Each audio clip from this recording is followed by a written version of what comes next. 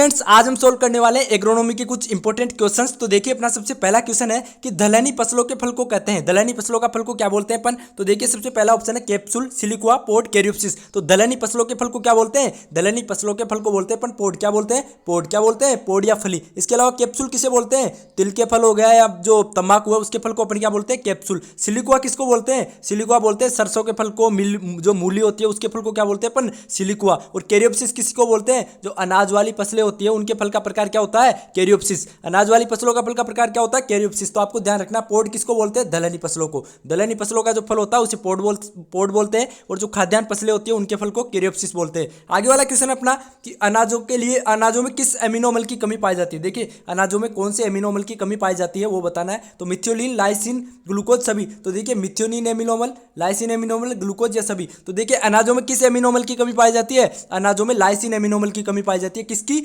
आपको ध्यान रखना है कि अनाजों में लाइसिन एमिनो अम्ल की कमी पाई जाती है। इसके अलावा जो दालें होती है, जो दलहनी क्रॉप्स होती है, उनमें मिथियोनिन एमिनो अम्लों की कमी पाई जाती है। किसकी? मिथियोनिन। किसमें? दलहनी क्रॉप्स में मिथियोनिन एमिनो अम्लों की कमी पाई जाती है, जबकि जो अनाज होते हैं अनाजों में लाइसिन एमिनो अम्लों की कमी पाई जाती है। आगे वाला क्वेश्चन अपना, विश्व में सबसे अधिक खाया जाने वाला तेल कौन सा है? देखिए, पूरे वर्ल्ड में सबसे अधिक खाया जाने वाला तेल बताना आपको। तो देखिए, सरसों, मूंगफली, तिल, सोयाबीन। तो देखिए, विश्व में सबसे अधिक कौन सा तेल खाया जाता है? विश्व में सबसे अधिक खाया जाता है सोयाबीन। कौन सा तेल खाया जाता है? सोयाबीन का तेल। विश्व में सबसे अधिक खाया जाने वाला तेल है सोयाबीन का। इसके अलावा देखिए, भारत में किसका सबसे अधिक तेल खाया जाता है? भारत में सबसे अधिक मूंगफली का तेल खाया जाता है। और मूंगफली का उत्पादन कहाँ होता है? जूनागढ़, गुजरात में होता है। और भारत में सबसे अधिक मूंगफली का तेल खाया जाता है। राजस्थान की बात करें तो राजस्थान में सबसे अधिक सरसों का तेल खाया जाता है। किसका? सरसों का। किसका तेल खाया जाता है? राजस्थान में सबसे अधिक सरसों का तेल खाया जाता है। और सरसों का जो उत्पादन है दोस्तों भारत में सबसे ज़्यादा राजस्थान में होता है। कहाँ होता है? राजस्थान में सबसे ज़्यादा इसका उत्पादन होता है सरसों का। तो आपको ध्यान रखना है कि राजस्थान में तो सबसे अधिक सरसों का तेल खाया जाता है, भारत में मूंगफली का, और पूरे वर्ल्ड में सोयाबीन का तेल सबसे अधिक खाया जाता है। विश्व में सबसे अधिक किसका तेल खाया जाता है? सोयाबीन का। आगे वाला क्वेश्चन अपना, राजस्थान में कितने जलवायु खंड है? देखिए, राजस्थान को कितने जलवायु खंडों में बांटा गया है ये बताना है आपको। क्वेश्चन आप दोबारा देख लीजिए, राजस्थान को कितने जलवायु खंडों में बांटा है? कृषि जलवायु खंडों में कितने में बांटा गया है ये बताना आपका। तो देखिए, 5, 10, 15, 20। तो आपको पता होगा राजस्थान को 10 कृषि जलवायु खंडों में बांटा गया है। कितने में? 10। और भारत को कितने कृषि जलवायु खंडों में बांटा गया है? तो भारत को 15 कृषि जलवायु खंडों में बांटा गया है, जबकि राजस्थान को 10 कृषि जलवायु खंडों में बांटा गया है। जलवायु खंडों में बांटने का आधार क्या होता है? तो देखिए, जल की कमी, जल की अधिकता, फसल प्रणाली, ये सब चीजें इनको ध्यान में रखते हुए ही क्या करते हैं अपन, जो जलवायु खंड है उनको अपन डिवाइड करते हैं, उनमें अपन बांटते हैं। तो आगे वाला क्वेश्चन अपना, कृषि जलवायु खंडों को कौन सी पंचवर्षीय योजना के दौरान बांटा गया था? देखिए, क्वेश्चन आप दोबारा देखिए, कृषि जलवायु खंडों को कौन सी पंचवर्षीय योजना के दौरान बांटा गया था? तो आप ऑप्शन देख लीजिए, 4, 5, 6, 7। तो देखिए, कृषि जलवायु खंडों को कौन सी पंचवर्षीय योजना के दौरान बांटा गया था? कृषि जलवायु खंडों को 7वीं पंचवर्षीय योजना के दौरान बांटा गया था। कब? 7वीं पंचवर्षीय योजना के दौरान। देखिए, योजना आयोग के द्वारा 1988 में, कब? 1988 में 7वीं पंचवर्षीय योजना। कब? 1988 में 7वीं पंचवर्षीय योजना के दौरान कृषि जलवायु खंडों को बांटा गया था। कब? 1988 में। आपको ये सन भी ध्यान रखना है, 1988 में। और 7वीं, कब? 7वीं पंचवर्षीय योजना जब स्टार्ट हो गई थी, तब दोस्तों जो कृषि जलवायु खंड है उनका डिवाइडेशन किया गया था। आगे वाला क्वेश्चन अपना, क्षेत्रफल वाला क्वेश्चन है कि क्षेत्रफल के आधार पर राजस्थान का सबसे बड़ा कृषि जलवायु खंड बताना है। क्या बताना है? क्षेत्रफल के आधार पर राजस्थान का सबसे बड़ा कृषि जलवायु खंड कौन सा है? तो आपको बताया गया राजस्थान में 10 जलवायु खंड है। कृषि जलवायु खंड कितने? राजस्थान में 10। तो क्षेत्रफल के आधार पर सबसे बड़ा बताना है। तो देखिए, option first A, first B, first C, second A. तो कौन सा है क्षेत्रफल के आधार पर सबसे बड़ा जलवायु खंड? क्षेत्रफल के आधार पर सबसे बड़ा जलवायु खंड है फर्स्ट सी। कौन सा है? फर्स्ट सी। कौन सा है? फर्स्ट सी। और इसमें देखिए कौन सा क्षेत्र आता है इसमें? तो फर्स्ट सी का नाम क्या है? देखिए, फर्स्ट सी का नाम क्या है तो आप अच्छे से याद रखिएगा। फर्स्ट सी का नाम है शुष्क पश्चिमी क्षेत्र। क्या नाम है फर्स्ट सी का? फर्स्ट सी का नाम है शुष्क पश्चिमी क्षेत्र। क्या नाम है? शुष्क पश्चिमी क्षेत्र। और फर्स्ट सी में कौन कौन सा जिले आते हैं? तो फर्स्ट सी में आते हैं देखिए जैसलमेर और बीकानेर। फर्स्ट सी में कौन कौन से जिले आते हैं? जैसलमेर और बीकानेर। तो जैसलमेर और बीकानेर देखिए फर्स्ट सी में आपके जिले आते हैं। और ये क्षेत्रफल की दृष्टि से सबसे बड़ा जिला, सबसे बड़ा जलवायु खंड है। क्षेत्रफल की दृष्टि से सबसे बड़ा जलवायु खंड पूछ ले तो आपको ध्यान रखना है फर्स्ट सी है। और उसका नाम क्या है? तो शुष्क पश्चिमी क्षेत्र उसका नाम है। और उसमें जैसलमेर और बीकानेर जिले आते हैं। इसके अलावा देखिए फर्स्ट ए, फर्स्ट ए का नाम क्या है? फर्स्ट ए का नाम है शुष्क पश्चिमी मैदानी क्षेत्र। क्या नाम है फर्स्ट ए का नाम? शुष्क पश्चिमी मैदानी क्षेत्र। शुष्क पश्चिमी मैदानी क्षेत्र है फर्स्ट ए का नाम। और इसमें कौन कौन से जिले आते हैं? इसमें आते हैं आपके जोधपुर और बाड़मेर। फर्स्ट ए में कौन कौन से जिले आते हैं? जोधपुर और बाड़मेर। कौन कौन से आते हैं? एक तो जोधपुर आता है और एक आता है आपका बाड़मेर। कौन से में? फर्स्ट ए में। और फर्स्ट ए का नाम शुष्क पश्चिमी मैदानी क्षेत्र। इसके अलावा देखिए इसके अलावा देखिए पश्ट बी में कौन कौन से जिले आते हैं, तो पश्ट बी का नाम क्या है, पश्ट बी का नाम है उत्तर पश्चिमी सिंचित क्षेत्र। क्या? उत्तरी पश्चिमी सिंचित क्षेत्र, उत्तरी पश्चिमी सिंचित क्षेत्र। क्या नाम है पश्ट बी का? पश्ट बी का नाम है उत्तरी पश्चिमी सिंचित क्षेत्र। और इसमें कौन कौन से जिले आते हैं पश्ट बी में, तो पश्ट बी में जिले आते हैं गंगानगर हो गया, हनुमानगढ़ हो गया। कौन कौन से? गंगानगर और हनुमानगढ़, गंगानगर और हनुमानगढ़ जिले आते हैं पश्ट बी में। इसके अलावा पश्ट सी में मैंने बता दिया, पश्ट सी में कौन कौन से जिले आते हैं, पश्ट सी में आते हैं जैसलमेर और बीकानेर, और जिसका नाम क्या होता है शुष्क पश्चिमी क्षेत्र। पश्ट ए का नाम होता है शुष्क पश्चिमी मैदानी क्षेत्र, जबकि पश्ट सी का नाम होता है शुष्क पश्चिमी क्षेत्र, केवल मैदानी का डिफरेंट है। तो और आगे वाला देखिए सेकंड ए का नाम क्या होता है, सेकंड ए का नाम होता है अंतर्वर्तीय मैदानी क्षेत्र। क्या नाम होता है? अंतर्वर्तीय मैदानी क्षेत्र। क्या नाम होता है सेकंड ए का नाम? सेकंड ए का नाम होता है अंतर्वर्तीय मैदानी क्षेत्र। क्या नाम होता है? अंतर्वर्तीय मैदानी क्षेत्र। और इसमें कौन कौन से जिले आते हैं? नागौर हो गया, आपके कौन से जिले आते हैं, एक तो नागौर हो गया, सीकर, नागौर, सीकर, झुंझुनू, चूरू, नागौर, सीकर और झुंझुनू, चूरू का कुछ भाग आता है इसमें सेकंड ए में। सेकंड ए का नाम क्या है? अंतर्वर्तीय मैदानी क्षेत्र। क्या नाम है? अंतर्वर्तीय मैदानी क्षेत्र है, और इसमें आते हैं नागौर, सीकर, झुंझुनू, चूरू। तो आपको समझ में आ गए होंगे 10 जलवायु खंड है इसमें से। तो देखिए आगे वाला क्वेश्चन है, निम्न में से काठिया गेहूं की किस्म है। जो काठिया गेहूं है आपको पता होगा, काठिया गेहूं कौन सा होता है? टेट्राप्लॉइड होता है। काठिया गेहूं कौन सा होता है? टेट्राप्लॉइड। तो इसकी किस्म बतानी है, इसमें से कौन सी किस्म है। तो देखिए हीरा, मोती, हीरा फर्स्ट ऑप्शन है हीरा, सेकंड है मोती, थर्ड है संगम और जयराम। तो देखिए काठिया गेहूं की किस्म कौन सी है, तो काठिया गेहूं की किस्म है इसमें से जयराम। कौन सी है? जयराम। और मेघदूत काठिया गेहूं की किस्म कौन सी है? एक मेघदूत भी आप ध्यान रखना, जयराम और मेघदूत है काठिया। अपना बासमती धान का परीक्षण भार बताइए, कौन से का? बासमती धान का आपको परीक्षण भार बताना है। तो देखिए सबसे पहले ऑप्शन देखिए 2 ग्राम, 21 ग्राम, 25 ग्राम, 40 ग्राम। तो बासमती धान का परीक्षण भार कितना होता है? बासमती धान का परीक्षण भार बताना है आपको। तो बासमती धान का परीक्षण भार कितना होता है? बासमती धान का परीक्षण भार होता है 21 ग्राम। कितना?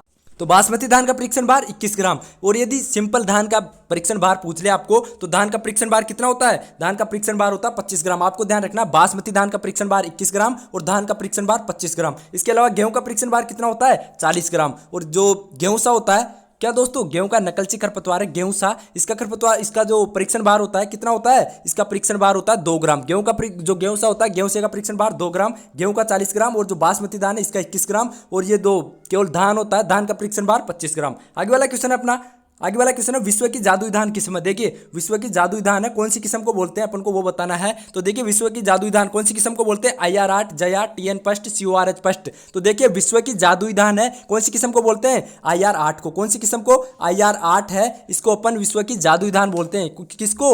IR8 को विश्व की जादुई धान। इसके अलावा जया है, जया को भारत की जादुई धान, जया को क्या बोलते हैं? भारत की जादुई धान। और IR8 को विश्व की जादुई धान। TN फर्स्ट है, TN फर्स्ट है भारत की बोनी किस्म है। TN फर्स्ट क्या है? भारत की बोनी किस्म है। और CORH फर्स्ट है, ये प्रथम संकर किस्म है। कौन सी है? प्रथम संकर किस्म कौन सी है? CORH फर्स्ट, CORH फर्स्ट है, ये प्रथम संकर किस्म है। कौन सी है? प्रथम संकर किस्म यदि पूछ ले तो कौन सी है? CORH first. कौन सी है? CORH फर्स्ट प्रथम संकर किस्म है। आगे वाला क्वेश्चन है अपना कि गंवार के दानों में प्रोटीन होती है। देखिए जो गंवार होता है, गंवार के दानों में प्रोटीन बतानी है। तो गंवार के दानों में कितनी प्रोटीन होती है? आप ऑप्शन देख लीजिए एक बार, 1 से 8%, 20 से 25%, और 28 से 38 और 40 से 48। तो गंवार के दानों में कितनी प्रोटीन होती है? गंवार के दानों में 28 से 38% प्रोटीन होती है। कितनी होती है? 28 से 38% गंवार के दानों में प्रोटीन होती है। इसके अलावा क्या होता है? 25 से 30% क्या होता है इसमें? गोंद। क्या होता है? 25 से 30% गम या गोंद होता है, जिसके कारण क्या होता है? इसको विदेशों में निर्यात किया जाता है। तो आपको ध्यान रखना है कि ऐसे पूछ ले क्वेश्चन कि गंवार के दानों में गोंद कितना होता है, तो 25 से 30%। इसके अलावा प्रोटीन पूछ ले तो 28 से 38% तक गंवार के दानों में प्रोटीन पाई जाती है। दोनों को अच्छे से ध्यान रखिए। आगे वाला क्वेश्चन अपना, गन्ने में गुणसूत्र होते हैं। देखिए गन्ने में आपको गुणसूत्र बताने हैं। तो देखिए ऑप्शन देख लीजिए 40, देखिए ऑप्शन देखिए सबसे पहले 36, 40, 26, 80। तो देखिए गन्ने में कितने गुणसूत्र होते हैं? गन्ने में, तो देखिए गन्ने में गुणसूत्र होते हैं 80। कितने गुणसूत्र होते हैं गन्ने में? गन्ने में 80 गुणसूत्र होते हैं। इसके अलावा 40 किस्में होते हैं, सोयाबीन और मूंगफली। सोयाबीन और जो मूंगफली है उसमें 40 गुणसूत्र होते हैं। कितने? सोयाबीन और मूंगफली में 40। और गन्ने में कितने होते हैं? गन्ने में होते हैं 80।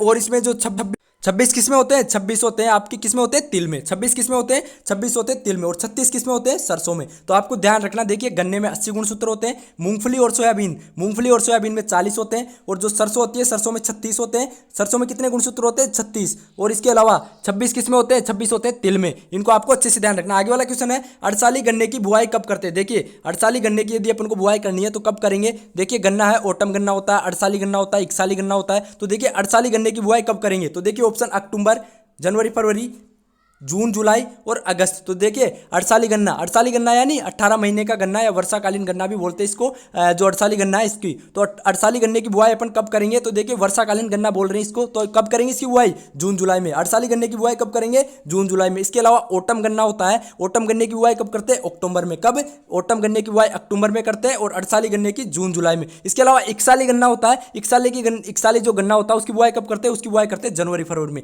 तो आपको ध्यान रखना, गन्ना जो होता है, जो इकसाली गन्ना होता है उसकी बुआई तो करते हैं जनवरी फरवरी में, ओटम गन्ने की अक्टूबर में, अक्टूबर माह में, और जो अड़साली गन्ना होता है, अड़साली गन्ने को वर्षाकालीन गन्ना भी बोलते हैं और इसकी बुआई जून जुलाई में करते हैं। आगे वाला क्वेश्चन अपना, बीटी कपास की बीज दर रखते हैं। देखिए बीटी कपास की बीज दर कितनी रखते हैं, 1 से 1.5 किलो, 2 से 3 किलो, 10 से 12 किलो, 18 से 20 किलो। तो बीटी कपास की बीज दर कितनी रखते हैं, बीटी कपास की बीज दर रखते हैं 1 से 1.5 किलो। कितनी, 1 से 1.5 किलो बीटी कपास की बीज दर रखते हैं। इसके अलावा 2 से 3 किलो संकर कपास, क्या शंकर कपास की बीज दर कितनी रखते हैं, 2 से 3 किलो। शंकर कपास की बीज दर 2 से 3 किलो और जो बीटी कपास है उसकी बीज दर 1 से 1.5 किलो। इसके अलावा देसी कपास, कौन सी, देसी कपास की बीज दर रखते हैं अपन 10 से 12 किलो और जो देसी कपास की बीज दर 10 से 12 किलो। इसके अलावा जो अमेरिकन कपास है, अमेरिकन कपास की बीज दर रखते हैं 18 से 20 किलो। कितनी, 18 से 20 किलो। तो आपको कंफ्यूज नहीं होना है, बीटी कपास पूछ ले तो 101 किलो, इसके अलावा शंकर कपास पूछ ले तो 2 से 3 किलो और जो देसी कपास पूछ ले तो देसी कपास की 10 से 12 किलो और अमेरिकन कपास की 18 से 20 किलो। आपको और ध्यान रखना, देखिए आप ऐसी चीजों को रिलेट करते हुए याद रखिए। 10 से 12 किलो और किसकी बीज दर रखते हैं, जो भिंडी होती है, भिंडी की वर्षाकालीन बीज दर कितनी रखते हैं, 10 से 12 किलो और ग्रीष्मकालीन 18 से 20 किलो। तो ऐसे रिलेट करते हुए रखिए, इनको याद रखिए तो आप क्या भूलेंगे नहीं। ग्रीष्मकालीन जो भिंडी होती है उसकी 18 से 20 किलो और वर्षाकालीन भिंडी की बीज दर 10 से 12 किलो रखते हैं और देसी कपास की बीज दर 10 से 12 किलो, अमेरिकन कपास की बीज दर 18 से 20 किलो। आगे वाला क्वेश्चन अपना, निम्न में से तिलहनी फसल है। देखिए ऑप्शन दे रखे हैं, इनमें से आपको तिलहनी फसल बतानी है, बरसीम, सनई, अलसी, सभी। तो देखिए तिलहनी फसल कौन सी है, अलसी है। अलसी एक रबी की फसल है और तिलहनी फसल है। कौन सी, अलसी रबी की फसल है और तिलहनी फसल है। इसके अलावा देखिए बरसीम, बरसीम क्या है, बरसीम दोस्तों चारे वाली फसल है। इसके अलावा बरसीम क्या है दोस्तों, बरसीम चारे वाली फसल है और हरी खाद के रूप में भी अपन इसका यूज करते हैं। आगे वाला क्वेश्चन है, और सनई है, ये रेसे वाली फसल है। आगे वाला क्वेश्चन अपना, राजस्थान में सूरजमुखी की खेती। आगे वाला क्वेश्चन है, राजस्थान में सूरजमुखी की खेती कहाँ होती है। आपको बताना राजस्थान में सूरजमुखी की खेती कहाँ होती है। तो देखिए हनुमानगढ़, बूंदी, बीकानेर, झालावाड़। तो सूरजमुखी की खेती है राजस्थान में सर्वाधिक कहाँ होती है, देखिए सूरजमुखी की खेती सर्वाधिक कहाँ होती है, राजस्थान में, झालावाड़ में। कहाँ होती है, झालावाड़ में। इसके अलावा जो संतरा होता है, संतरा भी सर्वाधिक झालावाड़ में होता है और जो सूरजमुखी खेती है वो भी झालावाड़ में होती है। इसके अलावा हनुमानगढ़ में क्या है, सर्वाधिक कपास का उत्पादन और सर्वाधिक क्षेत्रफल है राजस्थान में, हनुमानगढ़ जिले में है। इसके अलावा बीकानेर में गंवार का उत्पादन होता है, गंवार होता है, सर्वाधिक गंवार का उत्पादन कहां होता है, बीकानेर में। आगे वाला क्वेश्चन अपना, बरसीम की बीज दर रखते हैं। देखिए बरसीम की बीज दर आपको बतानी है, बरसीम चारे वाली फसल है तो इसकी बीज दर बतानी है। तो देखिए बरसीम की बीज दर 20 से 25 किलो, 25 से 30, 30 से 35, 40 से 45। बरसीम की बीज दर कितनी होती है, बरसीम की बीज दर रखते हैं अपन 25 से 30 किलो। कितनी, 25 से 30 किलो बरसीम की बीज दर रखते हैं। इसके अलावा जो रिजका होता है, रिजका भी चारे वाली फसल है। क्या होता है दोस्तों, चारे वाली फसलों की रानी रिजका है जबकि राजा बरसीम है। तो देखिए बरसीम की बीज दर कितनी रखते हैं, बरसीम की तो 25 से 30 और रिजके की कितनी रखते हैं, 20 से 25 किलो। रिजके की बीज दर कितनी रखते हैं, 20 से 25 किलो और बरसीम की बीज दर 25 से 30 किलो। आगे वाला क्वेश्चन अपना, देखिए आगे वाला क्वेश्चन अपना, कपास के रेशे की मोटाई मापते हैं। देखिए कपास के रेशे की मोटाई किससे मापते हैं ये बताना आपको। तो देखिए ऑप्शन एरिलोमीटर, नेफिनेस, टेंडोमीटर और ये ए और बी दोनों। देखिए कपास की रेशे की मोटाई किससे मापते हैं, एरिलोमीटर से, नेफिनेस से, टेंडोमीटर से या फिर ए और बी दोनों। तो किससे मापते हैं कपास के रेशे की मोटाई, कपास के रेशे की मोटाई नापते हैं नेफिनेस से। किससे, कपास के रेशे की मोटाई नेफिनेस से मापते हैं। इसके अलावा कपास के रेशे की परिपक्वता, कपास के रेशे की परिपक्वता किससे देखते हैं अपन, एरिलोमीटर से। किससे, एरिलोमीटर से। और टेंडोमीटर से क्या करते हैं, टेंडोमीटर से मटर की परिपक्वता ज्ञात करते हैं। क्या, मटर की परिपक्वता टेंडोमीटर से देखते हैं। जबकि कपास के रेशे की मोटाई है नेफिनेस से मापते हैं और एरिलोमीटर से कपास के रेशा होता है उसकी परिपक्वता देखते हैं। तो इनको ध्यान रखना अच्छे से। आगे वाला क्वेश्चन अपना, राजस्थान में मटर मंडी कहाँ है। देखिए मटर मंडी बतानी है आपको। तो मटर मंडी कहाँ है, खेमरी धौलपुर में, बसेड़ी धौलपुर में, नानता कोटा में, बस्सी जयपुर में। तो मटर मंडी कहाँ है, बसेड़ी धौलपुर में। कहाँ है, बसेड़ी धौलपुर में। और खेमरी धौलपुर में क्या है, आम है, आम का उत्कृष्टता केंद्र है खेमरी गांव धौलपुर में। और नानता कोटा में क्या है, नानता कोटा में जो सिट्रस फ्रूट होते हैं, सिट्रस फ्रूट का उत्कृष्टता केंद्र है नानता कोटा में। बस्सी जयपुर में क्या है, अनार का एक्सीलेंस सेंटर, अनार का एक्सीलेंस सेंटर कहाँ है, बस्सी जयपुर में। आगे वाला क्वेश्चन अपना, अरहर की प्रथम संकर किस्म। देखिए अरहर है, अरहर की प्रथम संकर किस्म बतानी है आपको। प्रभात, उपास 120, ICPH 8, ICPL 15। तो अरहर की प्रथम संकर किस्म कौन सी है? अरहर की प्रथम संकर किस्म है ICPH 8। कौन सी? ICPH 8 है अरहर की प्रथम संकर किस्म है। इसके अलावा प्रभात है, ये जल्दी पकने वाली किस्म है, 110 से 115 दिन में प्रभात पक जाती है। उपास है, 120 से 125 दिन में पक जाती है। तो आपको ध्यान रखना है अरहर की प्रथम संकर किस्म कौन सी है? ICPH 8। और अरहर की जल्दी पकने वाली किस्म प्रभात है, 110 से 115 दिन में पक जाती है। उपहास 120 से 125 दिन में पक जाती है। तो दोस्तों ये हो गए अपने क्वेश्चन। आगे और अपन अगले वीडियो में और क्वेश्चनों की बात करेंगे। इतना ही आज के वीडियो में, मिलते हैं फिर किसी नए वीडियो में। जय हिंद, जय भारत।